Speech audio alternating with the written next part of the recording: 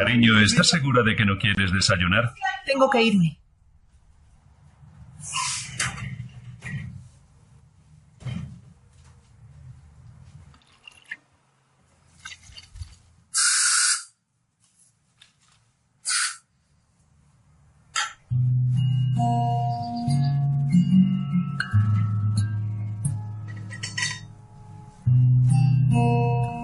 Hace un año, Eva Glave, de 31 años de edad, de Frankfurt, detectó un bulto anormal en su pecho.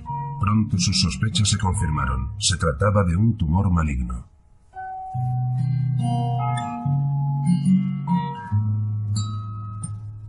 Lo primero que hicieron fue amputarme el pecho. Luego fui a quimioterapia 6 veces. Me dieron radioterapia durante 6 semanas y me administraron anticuerpos 18 veces. Espero que todo haya terminado y no tener que volver a pasar por ello nunca más.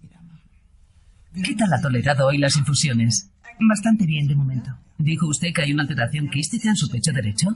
También sí. ¿En el pecho derecho? Sí. ¿Y el tumor estaba en el izquierdo? ¿Dónde exactamente? Sí, aquí arriba. Es muy importante que sepa qué desodorantes puede utilizar.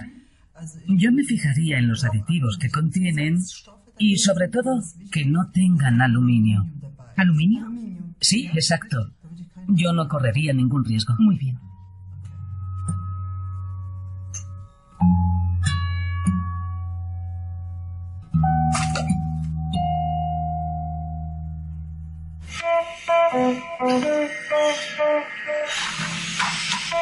¿Aluminio? Hace un siglo la mayoría de la gente no habría reconocido esa palabra. En la actualidad este metal ligero está a punto de superar al hierro.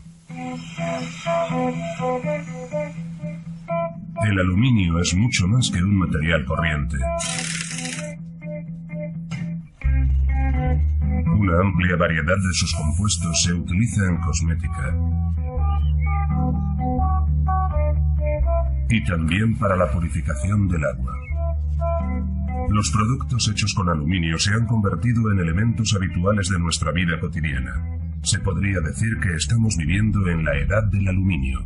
Y Werner Jaeger es uno de sus profetas. Es el director del Departamento de Investigación y Desarrollo de Hydro Building Systems en la empresa de aluminio más grande de Europa, Norsk Hydro. El aluminio como tal es un material muy atractivo e interesante porque gracias a las propiedades que tiene te ofrece un montón de posibilidades. Te permite realmente desarrollar una idea desde el principio hasta el final.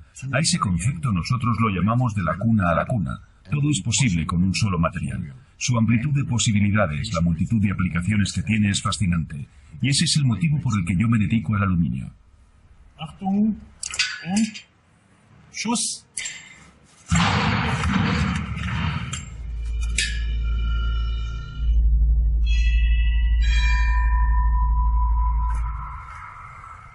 Christopher Exley es presidente del Instituto de Química Bioinorgánica en la Universidad de Kiel, Gran Bretaña. Desde hace casi 30 años se ocupa de un asunto: el aluminio. Vivo a unos 12 kilómetros de la universidad y llevo unos 19 años yendo en bicicleta de mi casa a Kiel.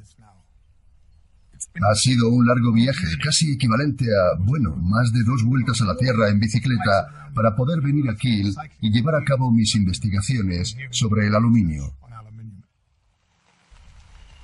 A principios de la década de 1980, el tema medioambiental por definición era la lluvia ácida. El agua no suele contener aluminio. Christopher Exley descubrió que el ácido que contenía el agua de lluvia absorbía pequeñas partículas de aluminio del suelo, pero era suficiente para matar peces. Los resultados revelaron que los iones de aluminio atacaban las branquias de los peces y perturbaban sus funciones. Los peces se asfixiaban.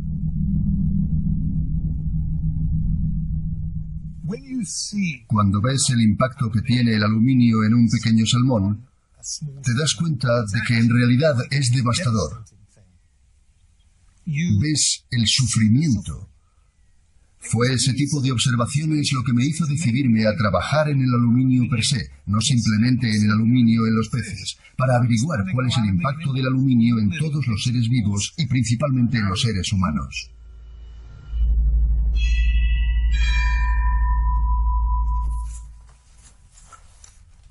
Eva Glave está trabajando de nuevo como comadrona después de su diagnóstico de cáncer de pecho.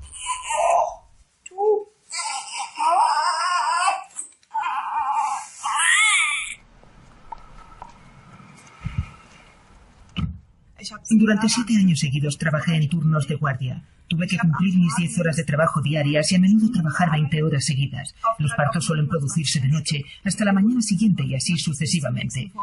Todo el tiempo que fuera necesario y luego de nuevo las visitas a domicilio.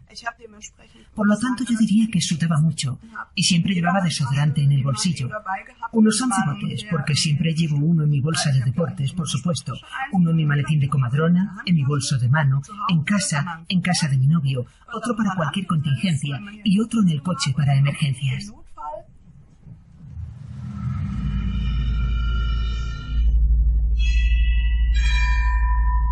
La oncóloga Philippa Darbre realiza investigaciones sobre las causas del cáncer de pecho. Estudia las razones por las que muchos tumores aparecen curiosamente en la zona próxima a las axilas. Estudios realizados en las décadas de 1930 y 1940 muestran que el 30% de los cánceres de pecho se producía en esa zona. Y actualmente en esa zona se produce casi el 60%. Así que algo está ocurriendo más allá de la explicación habitual de que es una zona donde hay más tejido. Y por supuesto otra explicación posible es que es en la zona en la que se aplican productos químicos debajo del pecho. La primera suposición de Darbre fue la influencia negativa de los llamados parabenos, compuestos químicos que contienen diferentes cosméticos. Entonces me di cuenta de que en esos cosméticos había aluminio que se utilizaba como antitranspirante y que se añadía en niveles muy altos. Por tanto, había un problema de exposición a ese elemento, así que quise saber si el aluminio podía penetrar en el pecho humano. Darbre inició un estudio comparativo de mujeres con y sin cáncer de pecho. Con un extractor de leche se puede extraer una cantidad muy pequeña de líquido del pezón de mujeres no embarazadas. Se denomina líquido aspirado del pezón. Si tomas muestras de mujeres con cáncer de pecho y de mujeres sin cáncer de pecho, puedes comparar el contenido de ambas muestras. Y en los líquidos aspirados del pezón de mujeres con cáncer de pecho encontramos niveles más altos de aluminio.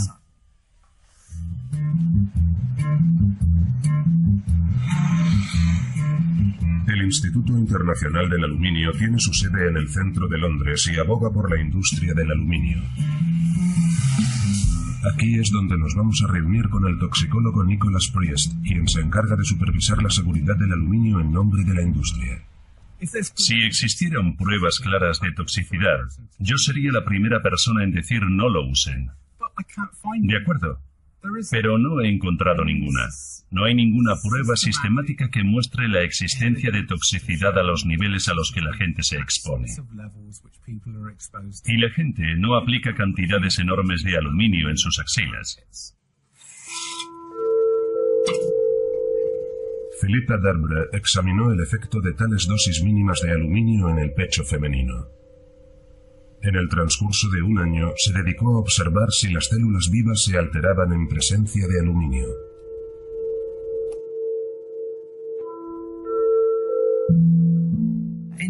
En efecto, si tomamos células epiteliales mamarias normales, formarán colonias en cultivos en suspensión.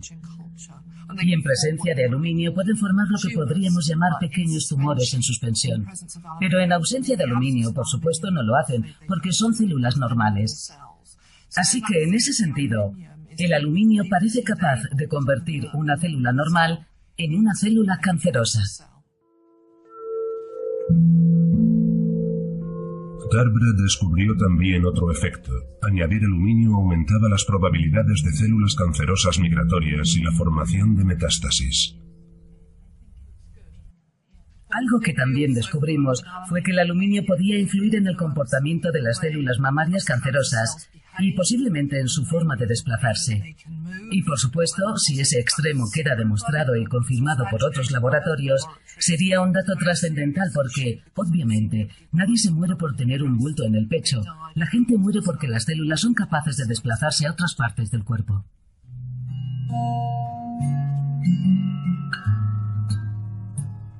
Yo siempre vi la quimioterapia como un amigo. Era plenamente consciente de que se trata de un veneno muy pernicioso y de que con él estaba haciendo mucho daño a mi cuerpo. Pero siempre intenté decirme a mí misma, oh, vamos, puedes hacerlo. Lo más duro era la posibilidad de metástasis en el hígado. Imaginar el final de mi vida era, de alguna manera...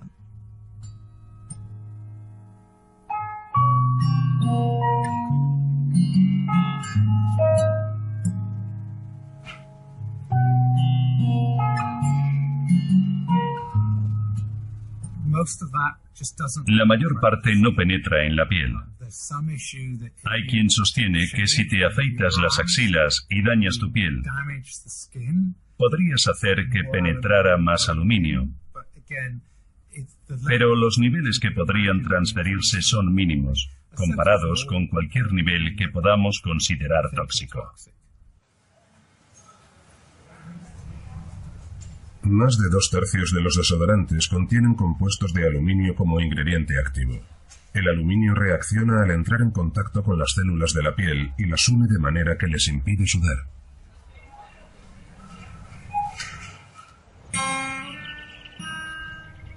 El aluminio es el metal más común en la corteza terrestre, 2 veces más común que el hierro.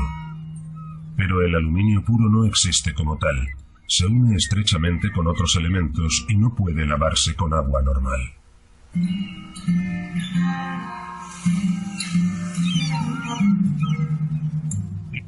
El suelo que hay bajo nuestros pies está compuesto principalmente de aluminio, silicio y oxígeno. De manera que la corteza terrestre, que es la capa que rodea toda la Tierra, es aluminio, silicio y oxígeno. Así que el aluminio es ubicuo, está en todas partes.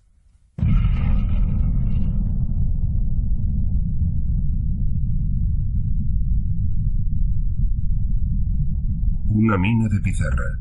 En su interior las rocas están unidas por iones de aluminio. Es extremadamente complicado extraer el metal en bruto.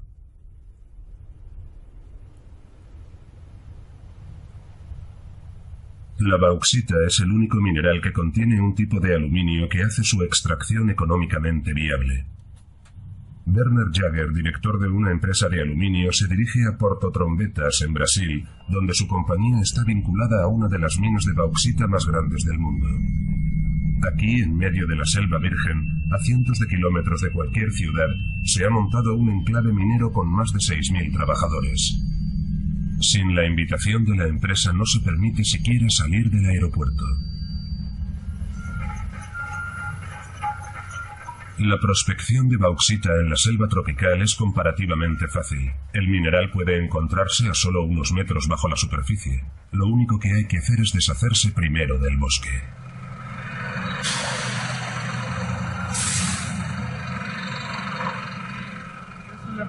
Hola, Manuel.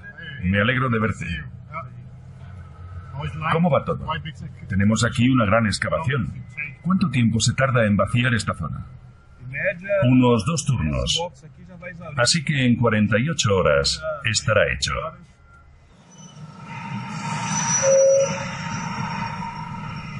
La zona de prospección se expande rápidamente, principalmente porque hay 3 turnos trabajando las 24 horas. Anteriormente las minas estaban situadas en torno a los asentamientos de los trabajadores. Actualmente hay que conducir alrededor de 1 hora para llegar a la región minera. Porto Trombetas es una de las minas de bauxita más rentables del mundo. 18 millones de toneladas de aluminio se extraen aquí cada año.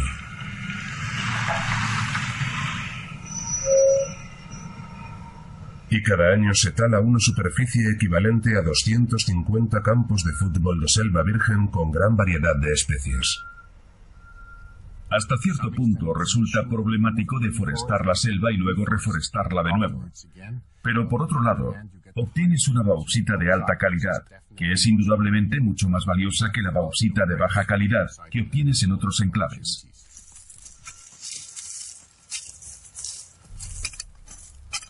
Mientras las minas se reforestan, la variedad original de especies podría perderse para siempre.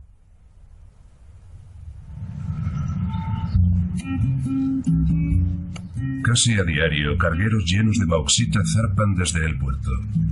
Un solo barco transporta 70.000 toneladas, más de 3.000 camiones de carga.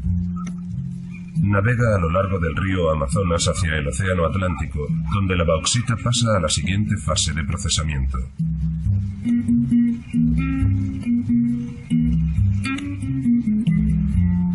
La mayor refinería de aluminio se encuentra en Barcarena, a orillas del río Pará.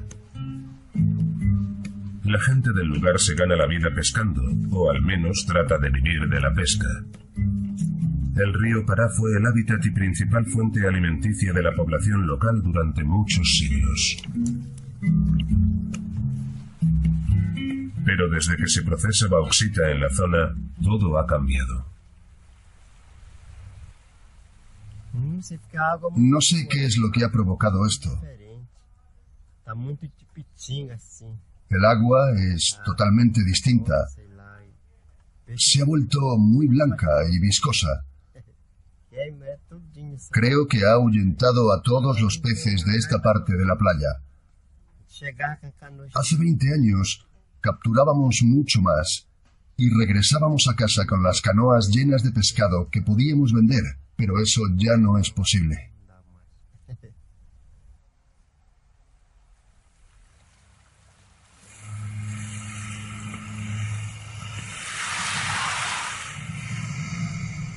Esta es mi empresa.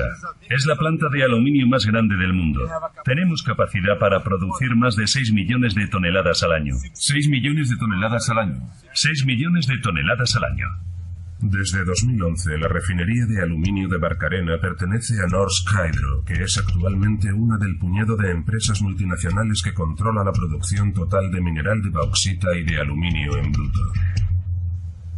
Aquí, las partes de bauxita ricas en aluminio se extraen mediante la utilización de la agresiva sosa cáustica. Luego el líquido se enfría y posteriormente se quema a 1300 grados centígrados. El polvo de aluminio blanco es el material básico con el que se produce el aluminio en bruto e innumerables productos, como el cemento o la cerámica de aluminio. Las condiciones de trabajo son extremas. A pesar del calor tropical, cada milímetro de piel debe protegerse de la sosa cáustica. Más de la mitad de la bauxita se convierte en barro rojo inutilizable que termina vertiéndose. ¿Qué ocurre con los peligrosos residuos? No se sabe con certeza. Una forma de utilizar el barro rojo es, por ejemplo, en la construcción de carreteras. También se ha utilizado para fabricar ladrillos o tejas. También hemos construido casas con los ladrillos de barro rojo. Le hemos dado esa utilidad. Sin embargo, sigue habiendo una gran cantidad de material de construcción disponible. El vertedero de barro rojo es 2 veces más grande que la propia refinería.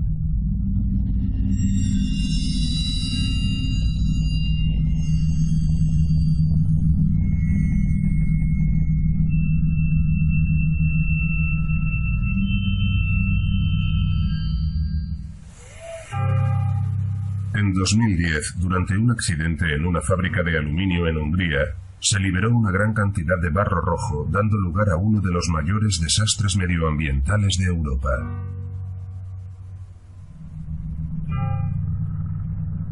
En el sitio donde se ubicaba la fábrica de aluminio de Aika, se rompió el dique de un estanque de barro rojo. Una ola de crecida de varios metros se desplazó en dirección a la pequeña localidad de Debexa.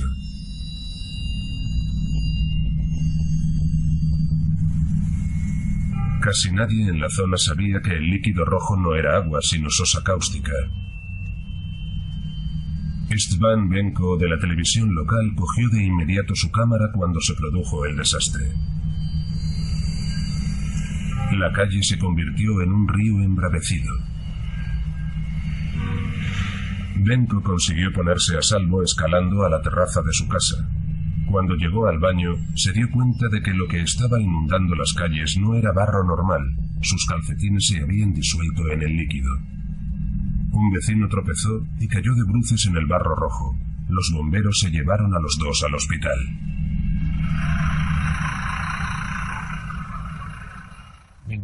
Cada día, cuando me cambiaban los vendajes, mi piel estaba llena de puntos.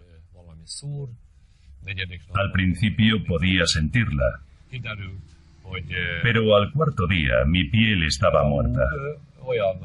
La lejía actuó con tanta eficacia que atacó incluso la carne por debajo. Alrededor de 1 millón de metros cúbicos del líquido altamente tóxico se esparcieron por toda la zona. 10 personas murieron en la inundación. Más de un centenar tuvieron que ser trasladadas a hospitales con quemaduras graves causadas por sustancias químicas. Un año después, la zona donde se levantaba la casa de István Benko había quedado completamente arrasada. Yo no estaba presente cuando derribaron mi casa. Habría sido insoportablemente triste para mí ver cómo el trabajo de toda mi vida era destruido en media hora. La salud de Benko quedó también destruida por el desastre. Su cuerpo está cubierto de cicatrices y ni siquiera es capaz de cargar con una cámara. Sin embargo, en ese intervalo de tiempo la fábrica de aluminio ha vuelto a reanudar su producción.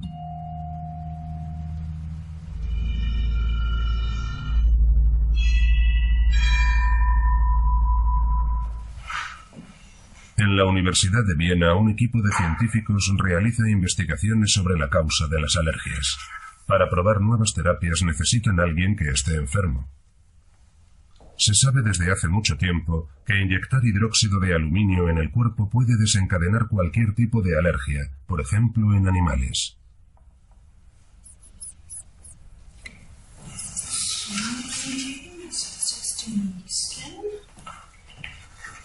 Han descubierto que se puede volver alérgicos a los ratones si se les alimenta con manzanas o nueces acompañadas de medicamentos para la acidez estomacal.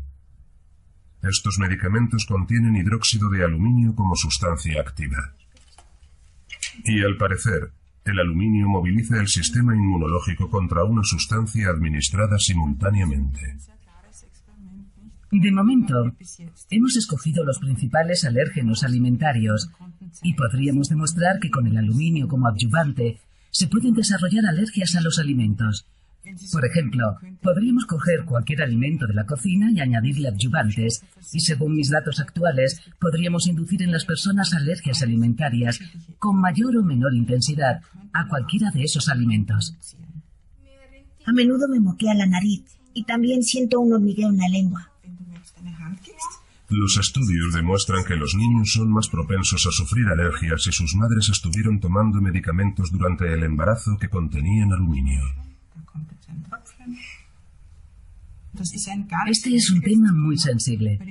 La acidez estomacal se produce por la posición alta del diafragma durante el embarazo.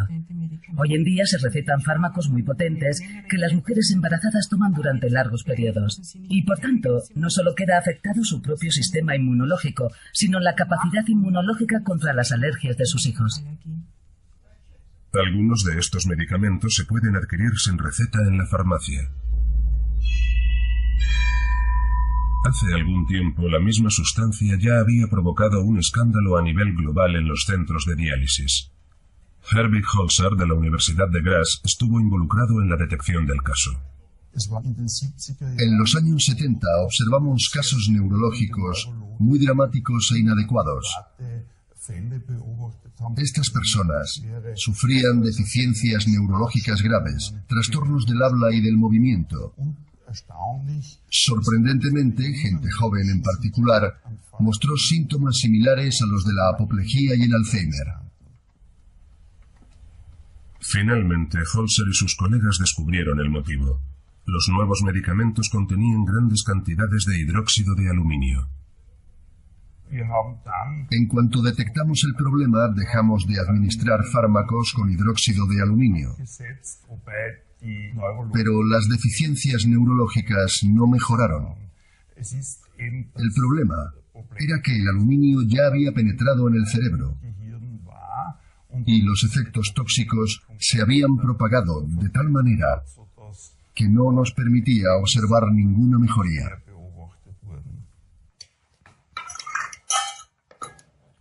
Durante los últimos años, Gunther Parroll ha experimentado pérdidas de conciencia inexplicables cada vez con mayor frecuencia. Al principio, su mujer, Graciela, creyó que se trataba de agotamiento o depresión. Finalmente, Gunther tuvo que dejar su trabajo. No, esos no. Esas eran las puntas que habíamos cortado al principio. Ah, ya, lo siento. Vamos a tirarlas otra vez. Todo comenzó un día mientras conducía mi coche. No, mi bicicleta. Iba conduciéndola por la acera. Me di cuenta de que marchaba de forma incorrecta. No estaba conduciendo como era debido. Otra vez, mientras conducía mi coche, de pronto me subí a la acera y me di cuenta de que estaba haciendo algo que no era correcto. En última instancia, su neurólogo quiso despejar cualquier duda y pidió a Gunther Parroll que se sometiese al test del dibujo del reloj, una prueba estándar para diagnosticar la enfermedad de Alzheimer. ¿Ve el círculo vacío? Rellénelo, por favor. Convierta el círculo en un reloj. ¿En el círculo? ¿Tengo que dibujar algo dentro? Las 12. Empiece por ahí. Es lo más sencillo. ¿Dónde están las 12? Estoy seguro de que recuerda más o menos dónde se sitúan. ¿Arriba? Sí, y luego el resto de los números. 6, 7, 8, 9. Ahora el reloj debe mostrar una hora. Señala las 11:10. Las 11:10. Veamos. Las 11:10 debería ser así. No está bien. No encaja. ¿No? No está bien. Las 11:10 tendría que ser aquí. El reloj tiene siempre dos manecillas, una manecilla grande y otra pequeña, y señalan las 11:10. ¿Pero cómo? ¿Aquí dentro? Sí, las 11 debería... No, estos son las 11. No lo sé. Está bien. No lo sé. Vale, está bien. Pongamos esto a un lado. La situación se ha agravado mucho. Pocos días después de regresar de nuestras vacaciones, no era capaz de desenvolverse en su propio apartamento. Se quedó parado en el vestíbulo y dijo: ¿a dónde voy ahora? ¿Cómo llego al dormitorio? ¿Dónde está el baño? Gunther Parroll fue siempre una persona bastante escéptica a la hora de medicarse, a excepción de sus pastillas para la acidez. Nos conocemos desde hace 28 años y desde entonces mi marido toma estos medicamentos. Puede incluso que desde hace más tiempo, incluso antes de conocernos. Sí, hace mucho tiempo. Ni siquiera lo recuerdo. En todo caso, entre 25 y 28 años. Ni siquiera sé desde cuándo. Veamos qué dice aquí. El uso prolongado de dosis altas. Fíjate, puede dar lugar a depósitos de aluminio en los tejidos nerviosos y óseos. Esto puede provocar daños cerebrales. Mira, entre paréntesis indica incluso demencia senil y anemia. Santo cielo. En casos de insuficiencia renal y uso prolongado del medicamento, se deben comprobar regularmente los niveles de aluminio. Ya, pero ¿quién comprueba sus niveles de aluminio? Nosotros nunca lo hemos hecho. No. Nunca. Un portavoz de la Agencia Europea de Medicamentos no ve ninguna razón para tomar medidas. En el encabezamiento de la información sobre el uso del medicamento dice precisamente que el compuesto no se debe utilizar durante un largo periodo de tiempo. Si se hace un uso prolongado, se debe consultar a un médico. El uso a largo plazo sin asesoramiento médico es en realidad casi imposible, y no debemos olvidar que el farmacéutico que dispensa estos medicamentos debe informar también al paciente sobre los posibles riesgos. Nunca nos dijeron nada. No. Ni siquiera en la mejor farmacia. Sí, es cierto. Nunca nos informaron de ello.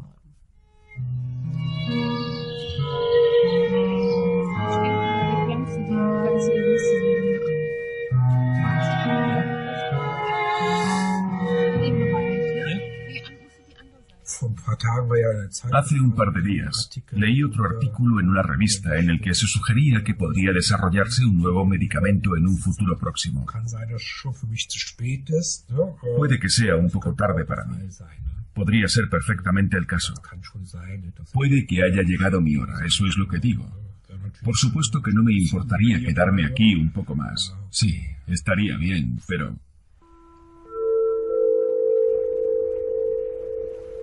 El aluminio es el único elemento abundante en nuestro planeta que no tiene utilidad en las funciones biológicas de ningún ser vivo. Se trata de un fenómeno muy anormal desde el punto de vista evolutivo, ya que uno de los principios de la naturaleza es utilizar todos los materiales disponibles en un sentido positivo.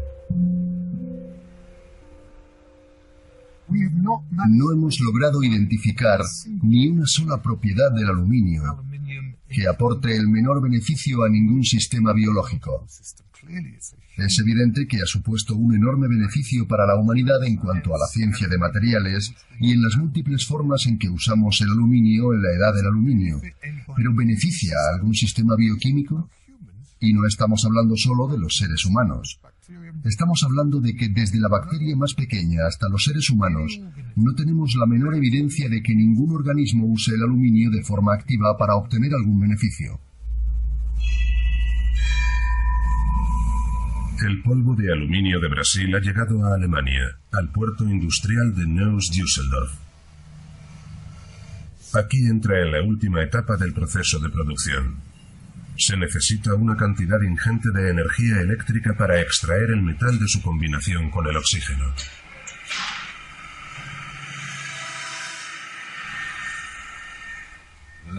Una celda electrolítica es como una bañera de hidromasaje. En el fondo de la bañera se encuentran las placas para el cátodo, que están hechas de carbono. Al aplicar grandes corrientes de energía eléctrica durante este proceso se extrae el aluminio, que después se deposita en forma de metal líquido en el fondo de la bañera. Para obtener 1 kilogramo de aluminio se emplea aproximadamente 10 veces más energía de la que se necesita para obtener 1 kilogramo de acero. Con la cantidad de energía consumida por esta planta de aluminio cada año, se podría abastecer sin problemas la demanda de energía eléctrica de una ciudad como Düsseldorf durante un año entero. Y esta energía se aplica al metal en bruto. El aluminio líquido es altamente reactivo.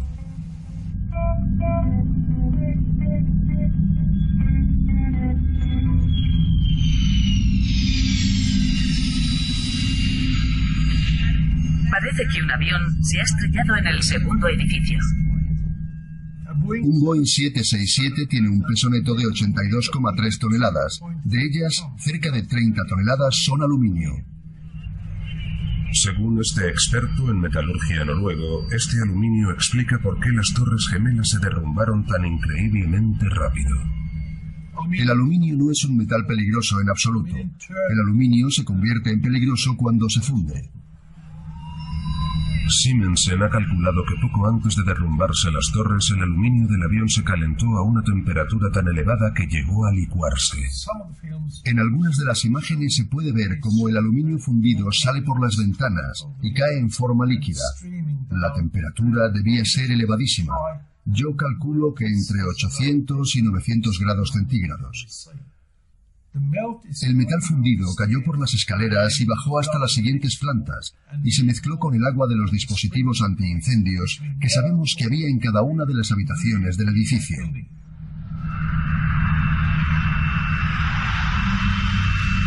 Las explosiones previas al desplome de las torres han contribuido a alimentar disparatadas teorías conspirativas, pero en opinión de Simensen no constituyen ninguna sorpresa cuando uno está familiarizado con las propiedades del aluminio. La conjunción del aluminio y el agua da óxido de aluminio más hidrógeno, y como resultado, una gran explosión. Estamos hablando de una bomba con una potencia equivalente a 700 kilos de TNT como mínimo, puede que más incluso. Por extraño que parezca, el informe oficial del gobierno sobre el derrumbe de las Torres Gemelas no menciona en absoluto el aluminio. En el reciclaje del aluminio, las desventajas se convierten en ventajas. Ahora solo se requiere la mitad de energía que sería necesaria para fundir chatarra de hierro.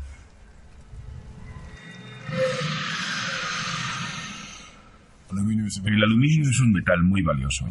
Cuando se somete a reciclaje, de cada kilogramo que se recibe del distribuidor se obtiene un gran beneficio. Es lo que hace del aluminio un metal tan bueno. Tiene unas propiedades excelentes y es un material muy valioso del que se obtiene mucho dinero cuando entra en el circuito de reciclado. El valor del material original se multiplica por 5 en cada una de las fases del proceso. A partir de la bauxita, pasando por el polvo de óxido hasta la barra final de metal en la que puede transformarse cualquier chapa de aluminio en cualquiera de sus formas.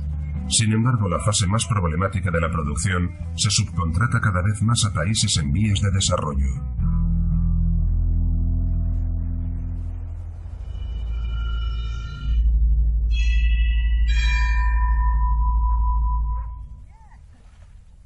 El agua potable se purifica con aluminio en gran parte de Europa.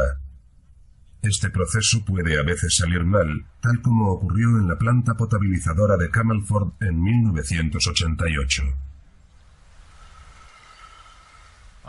Yo solía venir aquí todas las mañanas para leer la prensa matutina. Un día, paseando junto a la orilla, vi que todo el lecho del río estaba cubierto de peces muertos, y me pregunté qué diablos estaba sucediendo. Esa misma noche mi mujer se dio un baño, y cuando se disponía a lavarse el pelo mezcló el jabón con el agua y ésta se volvió de color azul brillante. Ella se quedó muy sorprendida, no se alarmó, simplemente se sorprendió. En la planta potabilizadora informaron de que se había producido un problema técnico menor. El agua es perfectamente segura, incluso para el consumo, aunque la gente no la esté bebiendo debido a su sabor. Es segura a todos los efectos, aunque es posible que algunas personas puedan experimentar pequeñas irritaciones cutáneas. Finalmente, Dow Cross pudo establecer la conexión entre los peces muertos y el extraño sabor del agua potable.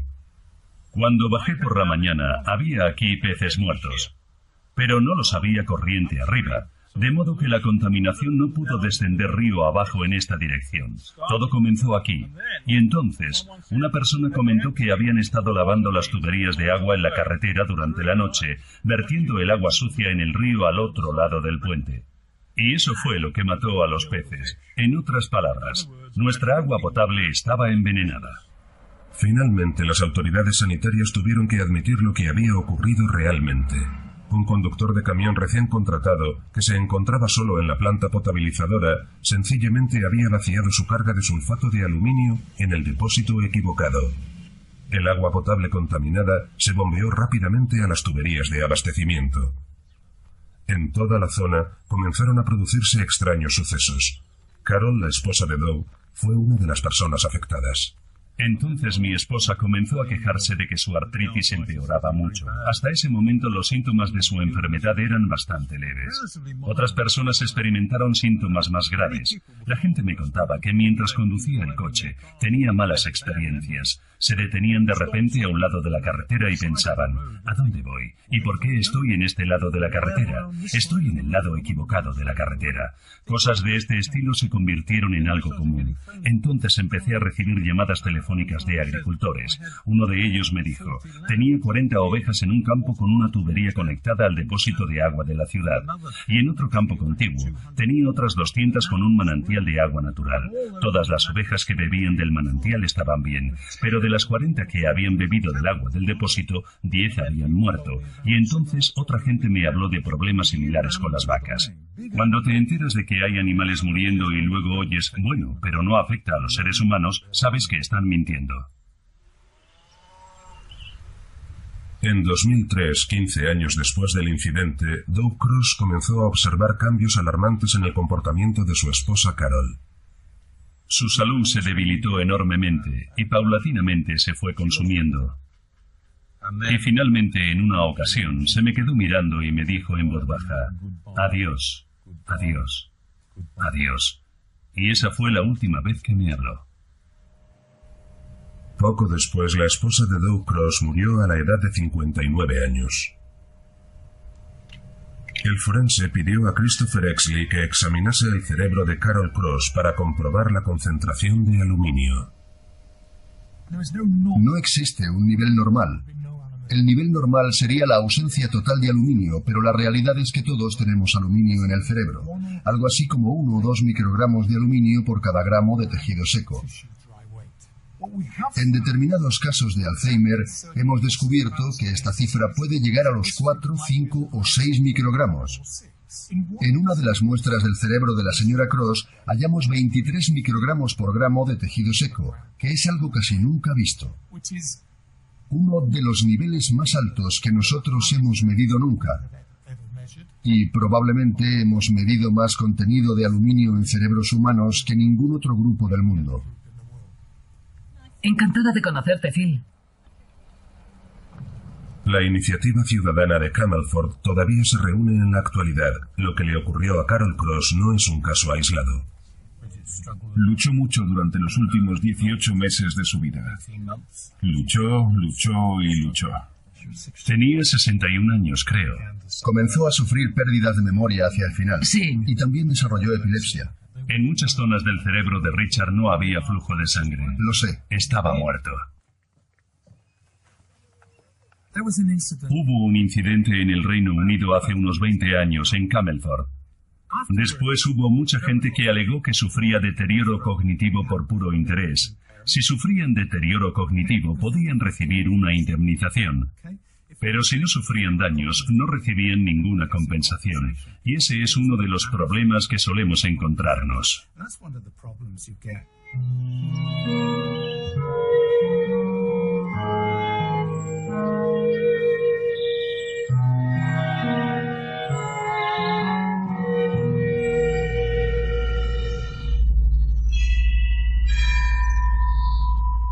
En otras muchas regiones de Europa, al igual que en Gran Bretaña, se usa aluminio para purificar el agua potable.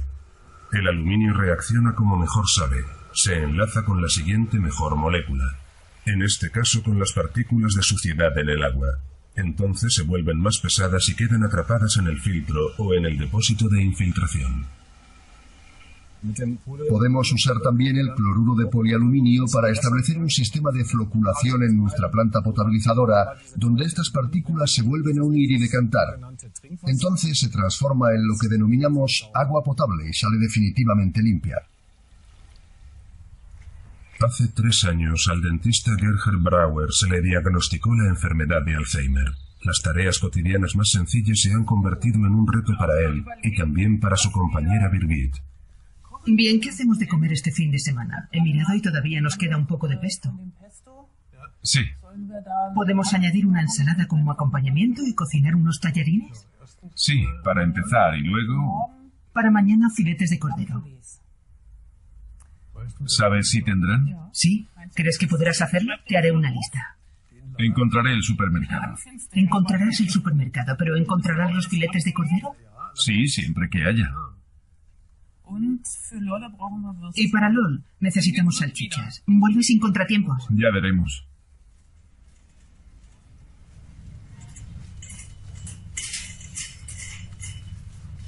A ver, ¿dónde están las salchichas?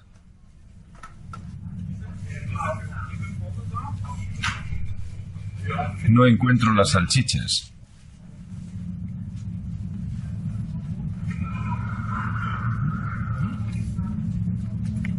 ¿Dónde he puesto el carro? ¿Sabe alguien dónde está mi carro?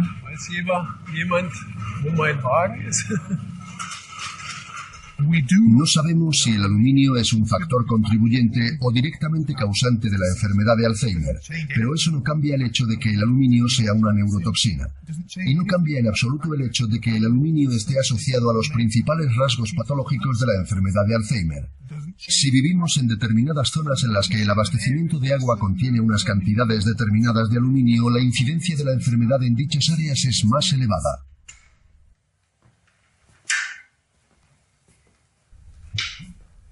Los dentistas trabajan asiduamente con aleaciones de aluminio. Ya se han detectado problemas de salud entre los técnicos dentales en conexión con el aluminio. Hace 3 años, Gerhard Brauer se vio obligado a cerrar su consultorio. Desde entonces, muchas cosas se han vuelto extrañas para él.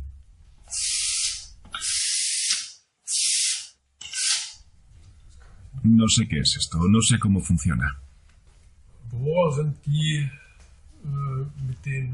Los taladros se utilizan para tratar los dientes. Estos instrumentos se usan para mejorar la visión de la cara interna y todo eso. Y también hay que usar estas ganzúas para ver con la ayuda de los dedos si todo está bien.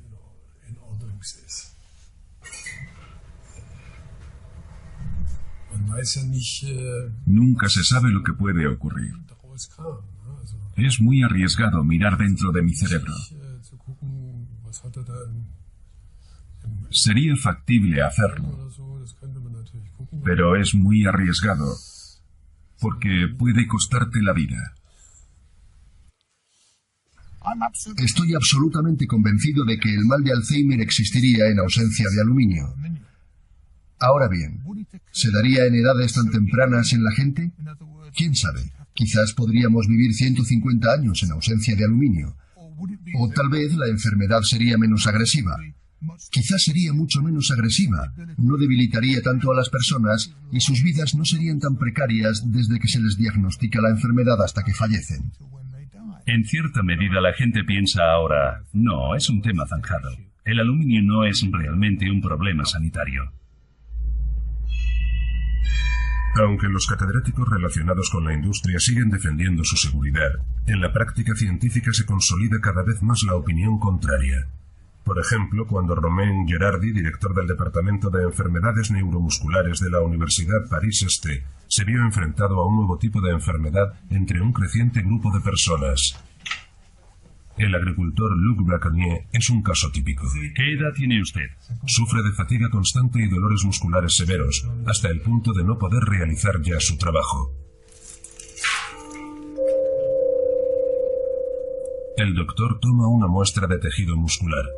Los resultados parecen un misterio al principio.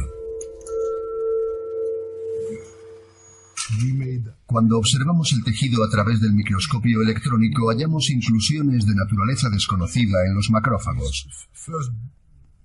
Al principio pensamos que se trataba de calcio, pero las tinciones de calcio resultaron negativas. Y finalmente enviamos una muestra al departamento de biofísica. Y lo único que nos dijeron fue: parece ser aluminio. No sabemos cómo es posible, pero es aluminio. Los músculos muestran áreas sospechosamente infectadas donde se han concentrado una gran cantidad de células asesinas del sistema inmune. Los denominados macrófagos están llenos de partículas de aluminio. Las inclusiones de aluminio en el interior. El aluminio se añade a las vacunas para aumentar su eficiencia. Los expertos consideran estos aditivos un pequeño secreto sucio, ya que nadie sabe exactamente hasta qué punto aumenta la eficacia de la vacuna ni lo que el aluminio provoca en el organismo posteriormente. Todo el mundo creía que después de la inyección, el paciente eliminaba rápidamente el aluminio a través de la orina. Ahora sabemos que no es el caso. El cuerpo puede retener durante más de 15 años el aluminio en el organismo. Y nadie sabe exactamente cuál es el destino final de este aluminio. ¿Se elimina a través de la orina al cabo de un día? Ni siquiera esto está claro. Gerardi y su equipo descubrieron que en la mayoría de los seres humanos y animales el aluminio se descompone. Pero en un pequeño porcentaje, las partículas de metal permanecen en el cuerpo durante años.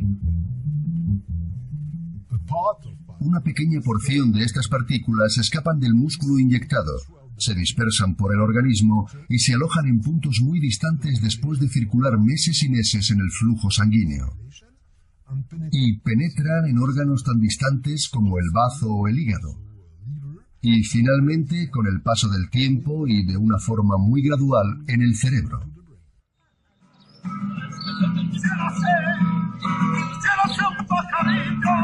En mayo de 2012, un gran número de expertos se reunió en un Congreso Mundial sobre Enfermedades Autoinmunes celebrado en Granada, España.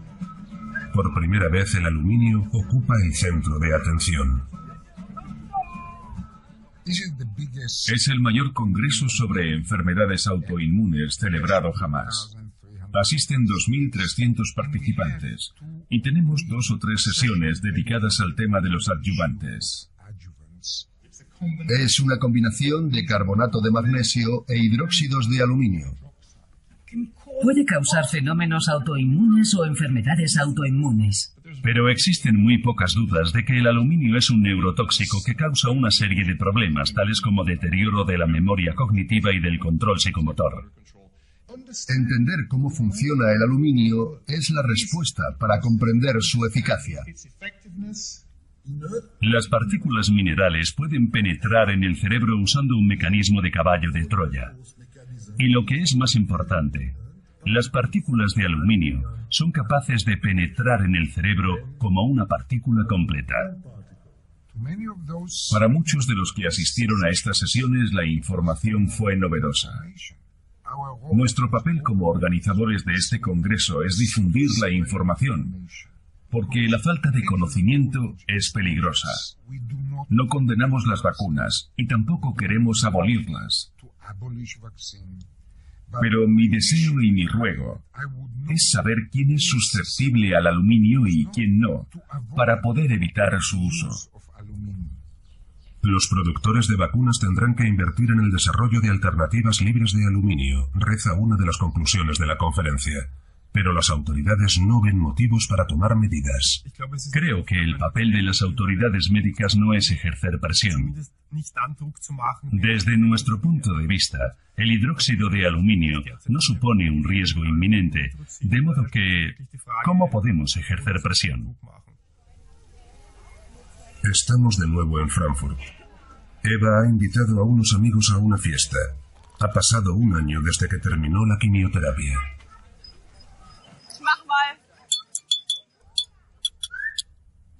Me gustaría decir algo muy breve. Y es, muchas gracias a todos. No solo por haber venido hoy aquí, sino sobre todo por vuestro apoyo durante este último año, que ha tenido más momentos bajos que altos la mayoría de los días. Gracias simplemente por estar ahí y esto es por vosotros. ¡Salud!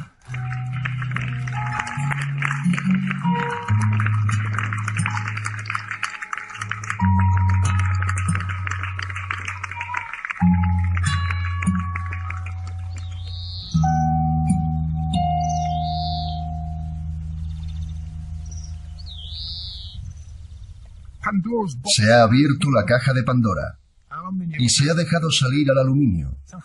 Ahora bien, ¿qué impacto va a tener esto en la vida futura de nuestro planeta? Bueno, los primeros indicios no son muy halagüeños y tenemos que intentar resolver esos problemas. Tenemos que aprender a vivir en la edad del aluminio que no va a concluir en un futuro próximo con las consecuencias o posibles consecuencias de esta creciente carga de aluminio en nuestro organismo, es decir, la incidencia cada vez mayor de enfermedades posiblemente relacionadas con el aluminio.